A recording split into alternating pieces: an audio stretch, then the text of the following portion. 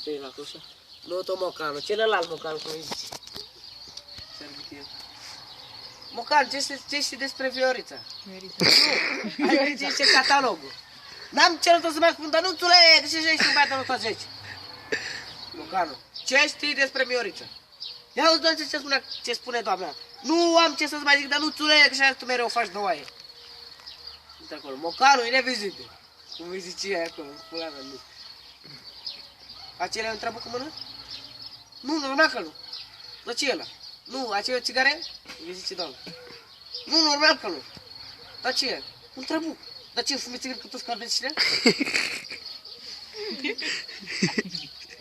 Mocanu, ce spui despre Sadovean?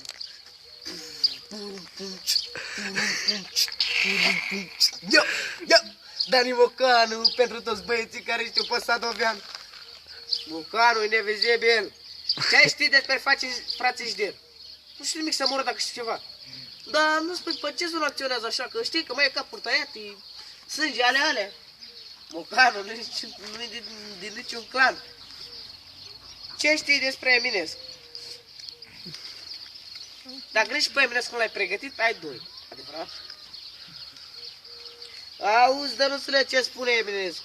Auzi, Dănuțule! Mocanu, tu dai-mi șpagă?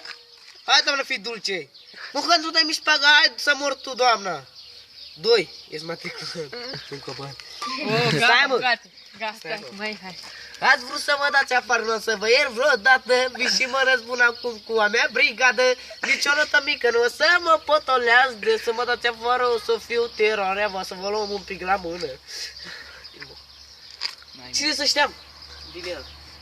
Ce să râdem la un clan și mare repede? Bă, când te bagi și de calorifere. Nu contează că vă puneți de 100 de ori. Nu contează cât vă credeți voi de profesor. Mafia. Cine să știa, mă? Frații mei, șmecherii mei, toți nebuni. Ai trabucă? De ce vii tu la școală, mă? Ce faci tu la școală? M-am apucat de cântat de când eram mic. Am avut de galeză sau dați din buric. Viața m-a făcut să nu am vocea nasoală. Și de aceea eu când și bag la școală. Ce faci, nu bagi la școală? Da, mă, că te aranjezi eu. Pop, stai cu minte că te bat. Și să zaci mult timp la pat. Nu te mai râdi, Mocanu. Chiar te ești Dani Mocanu.